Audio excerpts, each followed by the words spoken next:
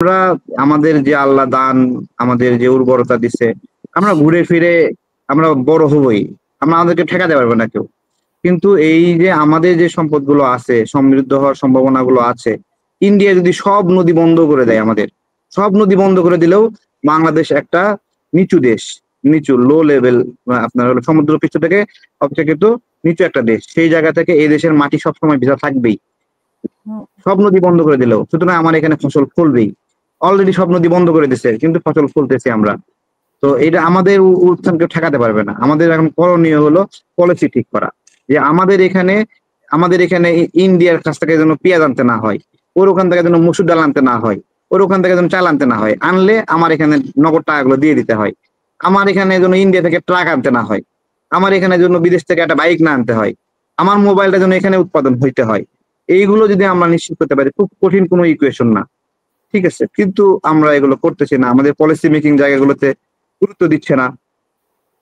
তাই ভালো কিছু হচ্ছে না। তো সবসময় এতদিন ভালো কিছু হয়নি দেখে সামনে ভালো কিছু হবে না এরকম না। আমরা আশাবাদী সামনের সময়ে আমাদের মতো করে আমরা রাষ্ট্রের কি মনে নীতি হচ্ছে এখন নির্ধারণগুলো ঠিক করতে পারবো।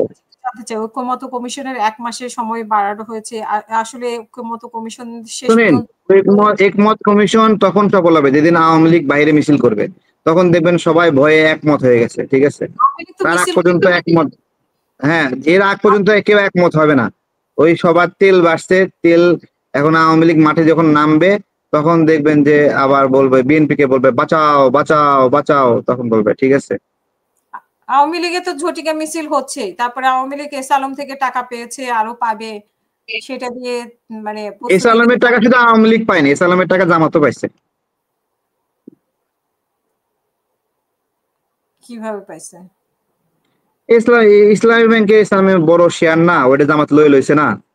হুম। জামাতে ২ টাকা ইনভেস্টমেন্ট আছে নাকি ওখানে? এটা এস আলমের ইনভেস্টমেন্ট, এস আলমের টাকা আছে ওখানে।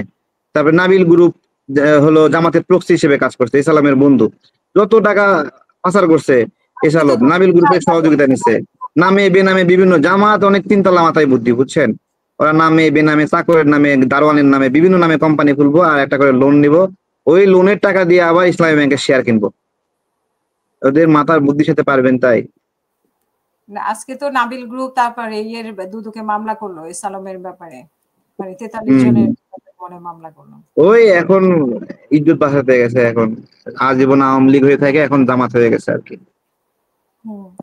তা আপনার মানে কি মনে হয় যে এই যে এস আলম থেকে টাকা নিয়ে আওয়ামী লীগের যেরকম প্রস্তুতি, আওয়ামী লীগ চলে আসার আমরা দেখেছি যে বড় মিছিল হয়েছে। আপনি নিশ্চয়ই দেখেছেন অনলাইনে যুক্তরাজ্যে কিন্তু আরে বাবা, মিছিল হবে না কেন বলেন? মিছিল তো হবেই।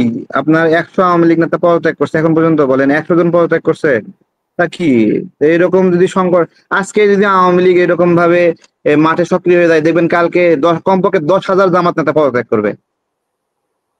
ঠিক আছে? আর ১০,০০০ প্রস্তাব করে ফেলবে। আর ১০,০০০ জীবনে বাইরে বের হবে না। কিন্তু আওয়ামী লীগ তো এরকম না, ১০০ জন আওয়ামী লীগও পদত্যাগ করেনি। ঠিক আছে? তো এই আওয়ামী লীগ তো মিছিল করবেই। আমরা চাই না চাই আমরা আওয়ামী লীগও মিছিল করবে, আমরাও মিছিল করবো আওয়ামী লীগের বিরুদ্ধে। মুখোমুখি থাকবো। মুখোমুখি না থাকলে তো মানে লড়াইয়ের ফিলিংসটা আসে না। আমি মানে তো জামাতের সাথে লড়াই করতে পারি না, বুঝছেন না? জামাতের সাথে লড়াই করা, জামাত তো লড়াইয়ের কোনো দলই না। জামাতের সাথে কি লড়াই করব? জামাত চিপাই চাপাই থাকে, সিস্টেমে মারতে চায়। তবে এখন অন্ধকারে মারতে চায়, অন্ধকারে কি লড়াই করা যায় নাকি? দিনের আলোতে লড়াই করতে হবে। সবাই বলে তারা বুদ্ধি দিয়ে খেলে। তো তাদের নিশ্চয়ই বুদ্ধি বুদ্ধি দিয়ে খেলে হয়, এটা তো বুদ্ধি। এত বছর ধরে এদের বুদ্ধির কারণে আমরা আওয়ামী লীগের দ্বারা নিপীড়িত হয়েছি। এদের বুদ্ধির কারণেই তো, যে এদের তো বুদ্ধি এটা যে আওয়ামী লীগের পতন হয়ে আমাদের লাভ কি? এটাই তো একটা বুদ্ধি, তিনতলা বুদ্ধি বললাম না? এই গণঅভ্যুত্থানের মধ্যে তারা এরকমই বলছে যে আওয়ামী লীগের পতন হয়ে লাভ কি? বিএনপি তো ক্ষমতা নিয়ে নিব, এরকম করে বলছে। এখন যদি তারা ক্ষমতায় চলে আসে আর জাকসুতে আসলে কি করবো বলেন? জনগণ যদি ভোট দেয়, জনগণ যদি ভোট দেয় জামাতকে, আমার কিছু করার আছে বলেন? হুম। অনেকে বলছে চাকসুতে ইয়ে হয়েছে তো দিত, ভোট হয়ে দিত। জামাত জামাত যদি জিতে, জামাতকে আমরা অসম্মান করব? না, কারচুপি কি হয়েছে নাকি তারা ভোটেই জিতে আসছে? কারচুপি হয়েছে এগুলো বলে লাভ নাই, আর যা হয়েছে হয়েছে। একে আর ফেরান যাবে বলেন? ফেরান যাবে? ঢাকা বিশ্ববিদ্যালয়ের ছেলেপেলেরা আমাদের লড়াইয়ের বন্ধুদেরকে অসম্মান করলো। এটা এই অসম্মান করে ফেলছে, এখন আর কি করবেন? জি। আর কিছু করার নাই, একটা অবস্থা। অনেক ধন্যবাদ তারেক আপনাকে আমাদেরকে সময় দেওয়ার জন্য। আপনার শেষ বক্তব্য আমাদের দর্শকদের জন্য, বিশেষ করে প্রবাসী দর্শকদের জন্য। প্রবাসীদেরকে জুলাই সনদে অন্তর্ভুক্ত করা নিয়েও প্রবাসীদের একটা আক্ষেপ আছে। ঘোষণাপত্রে তো উল্লেখ করা হয়নি প্রবাসীদের কথা। তো প্রবাসীদের এখন প্রবাসী ভাইরা তো দেশ থেকে অনেক দূরে থাকে, দূর থেকে যতটুকু দেখা যায় তারা দেখে। তাদের প্রতি অনুরোধ হলো আপনারা হলো উম আহ সব ভেবেচিন্তে আপনারা হলো ডিসিশন নেবেন। হ্যাঁ, হুজুগের মাথায় ইউটিউব, ফেসবুক এগুলোর উপর ভিত্তি করে আপনার হলো ট্রাস্ট না কইরে বাংলাদেশকে দেখতে হলে আমাদের সঠিক মাধ্যমে দেখতে হবে, সঠিক পন্থায় দেখতে হবে। তো সে জায়গা থেকে সচেতন থাকবেন সবাই। নিজেরা সত্য এর প্রকাশ, প্রচার, বিকাশ এসব করবেন। ঠিক আছে? হুজুগে আপনার হলো কিছু না করা ভালো। আর হলো সবাই একসঙ্গে থাকবেন বিপদে আপদে। বিদেশে আপনারা আছেন, হ্যাঁ, একজন প্রবাসী ভাই আরেকজনকে হেল্প করবেন বিদেশের মাটিতে। আর যদি মনে করেন যে আমরা দেশটাকে আপনাদের কোনো বিপদে কাজে লাগি, তাহলে আমাদেরকে বলবেন, আমাদের সাথে যোগাযোগ করবেন। আমরা যতটুকু পারি আপনাদের পেরেশানি হালকা করার জন্য চেষ্টা করব।